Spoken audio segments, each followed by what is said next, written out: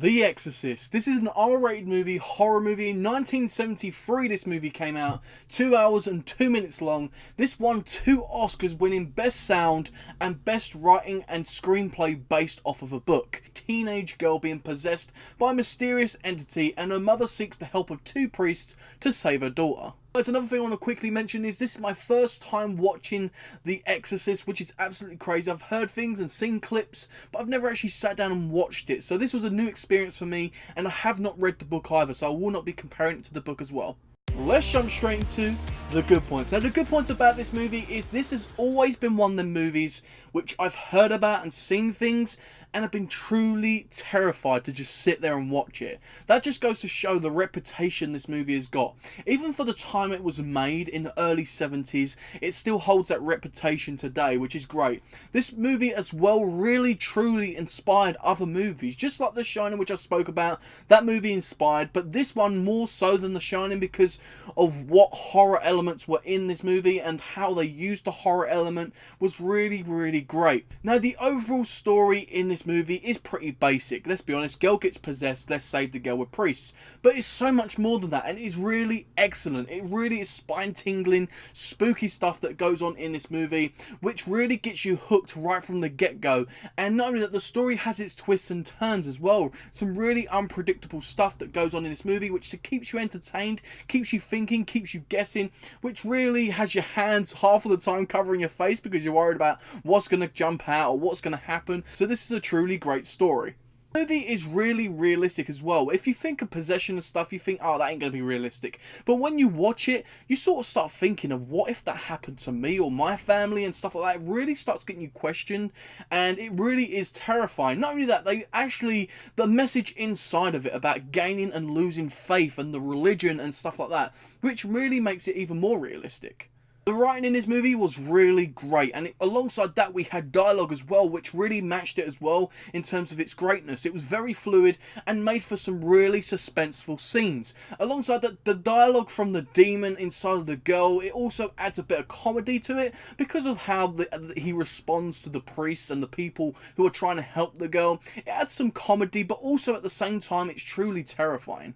The direction in this movie, I have to say, is top notch. The director had an aim of making you feel uneasy, but also intrigued about what was happening. I think he done a great job of that. The tone of the movie is perfectly executed. The tension, even in the simple scenes of a priest running, a priest finding an artifact in the beginning of the movie, or even a clock stopping. It really is tense throughout the movie. Not only that, we have the atmosphere alongside that, which is truly haunting throughout, and you're constantly waiting for something to pop up or something to happen because it's so really daunting throughout the movie. The mystery in this movie is the questioning, obviously, is the girl going to survive this? Are the priests going to actually survive this? Who's going to survive? What's going to jump out? All questions coming at you, which these three really come together, the atmosphere, the tension, and obviously the mystery to make a perfect horror movie. The pacing of the movie I find very similar to The Shining. It starts off very slow, building up these characters as well as the story, and then it kicks in to the spooky and exciting stuff.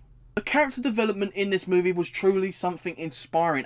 Each story plans out for each character, whether it's drastically changing to death, to being possessed, to even being a scared mother trying to help her daughter. All these stories, they end up ending differently to how they started. It's really true great writing. The technical side of this movie is the cinematography. It is absolutely great. From beginning to end, we get a variety of stuff. We get a wide range of different angles, different shots, different camera movements. Even for the early 70s, it really flowed well and really come together quite well. The editing alongside that was superb. The colour grading for its time, the lighting mixed well, especially in the nighttime scenes where people walking out in the night and the background and the sky is like blue, as well as the spotlights and stuff, and then even inside when the lights go out and stuff, the lighting was so key in this movie. Really sets the mood and the tone. The score for this movie, the score is a classic. Even though I haven't watched this movie until today, it was truly terrifying, and I always remembered the score and heard it around, and it's truly terrifying and fits the moods perfectly. The horrific imagery in this movie were really executed great. They really were frightening, and there's not many movies which you can say out there truly frightened you just looking at, and this is one of them films that truly does. And really, especially the faces of the demon which is inside this girl, it gets revealed a couple of times and it truly is frightening. We have to give big props to the effects team, the sound effects team, and the makeup team for what they did with this movie. A great amount of praise, because how they made the demon look, how they made the girl look when she was possessed, truly somewhat inspiring. Now we go on to the performances from the cast, which were truly great. We have Ellen Burstyn playing as Chris McNeil, the mother of the possessed daughter.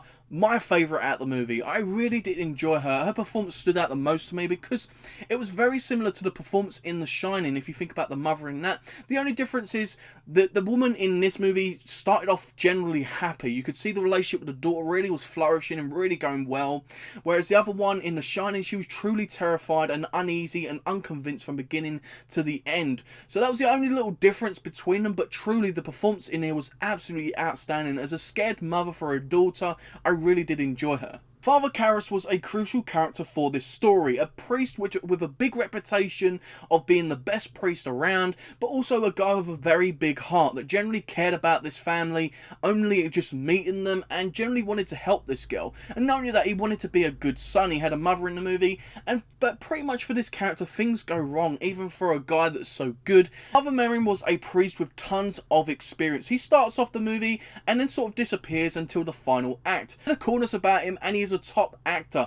I love this performance of what we see of him. He wasn't a key character, but he really did help that final act. Linda Blair playing as Regan, and the daughter of this movie, obviously being possessed. I thought she was amazing. For a child's performance, I thought the kid in The Shining really had an outstanding performance. This was truly fantastic. Obviously, makeup and sound effects and stuff really helped it to be a little bit more scary, but her talent did come through in this movie to really give a great performance as Regan. My favourite scene in this movie has to be where the mother comes home and the lights are flickering, and she's coming in and the lights flicker, and as the lights go off, you see the demon's face next to it. It truly did really scare me. The third act, where the exorcism happens, is truly one of the best third acts of all time. It was truly horrifying.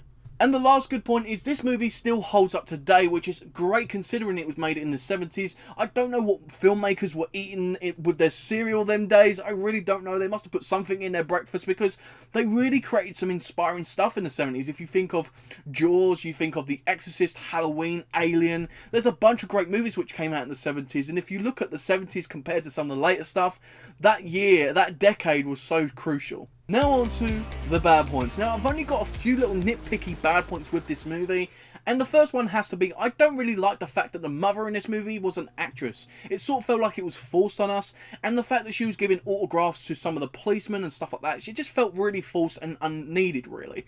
And the second bad point about this movie is there was a few too many doctor scenes, because obviously they was trying to find out what was going on with the girl. There was sometimes a bit too much for me throughout the movie. And the last bad point is Lieutenant William Kinderman. He was a good character. You could tell he truly had a big heart, trying to find out what was going on in this situation. People were dying, and he was basically just trying to find out who was the killer, what was going on, and he really did care for this family. As a detective or a lieutenant, you would, obviously, so he played that character well. I really did enjoy the character, but I just felt like he wasn't used to his potential. I feel like he could have been used within the story and being a bit more involved. Now, I've already mentioned that Father Merrin, a priest with tons of experience, he was in the beginning of the movie and disappeared for a long time in the movie and come back in the end. I feel like even him in the third act, he made that big impact. I feel like even if they didn't want to use Kinderman a lot, they could have had one major scene where he was so crucial to the story. So guys, it's rating time. Let's have a look at what the critics had to rate this movie. We have IMDb giving a 8 out of 10, Rotten Tomatoes giving a 85%, and Metacritic giving a 81. My rating for this movie is a 9.5 out of 10. That makes this an amazing movie. Guys, overall, this is a classic of the horror genre. It truly was scary. I couldn't imagine what it was like in the 70s watching this movie, even the 80s. This is truly another amazing movie, which I'm glad I sat there and finally got to watch, and definitely want to watch it again. If you haven't seen it, you'd be crazy like I was, so give it a watch if you haven't already. So guys, a 9.5 out of 10 for The Exorcist. Don't forget to let me know your ratings and thoughts in the comment section down below. Did you love it? Did you hate it? Do you agree with my rating and my thoughts? Let me know in the comment section down below. Let's get into a great discussion down there. Don't forget guys to check out all the other content on the channel. I've recently reviewed Joker. I've also recently reviewed The Witch in this Best of Horror YouTube series, as well as The Shining in that series as well. Go ahead and check out all the other stuff on the channel guys. Enjoy the content, as well as stay tuned for much more. We've got so much more coming on this Best of Horror YouTube series, which you guys can get involved on as well. If you guys have any recommendations for horror movies which you want me to review, please do comment down below, or go over to my Twitter at jspringit94. I generally put polls up on my Twitter where you can vote for the next videos coming up on my channel. This channel is as much about you guys as it is me. I just have fun watching the movies and reviewing it. It's about you guys enjoying the content I'm giving you. So thank you very much guys. Hopefully you enjoyed this one. I've been me, you've been you. I'll see you next time guys on Talking with Jay Springett.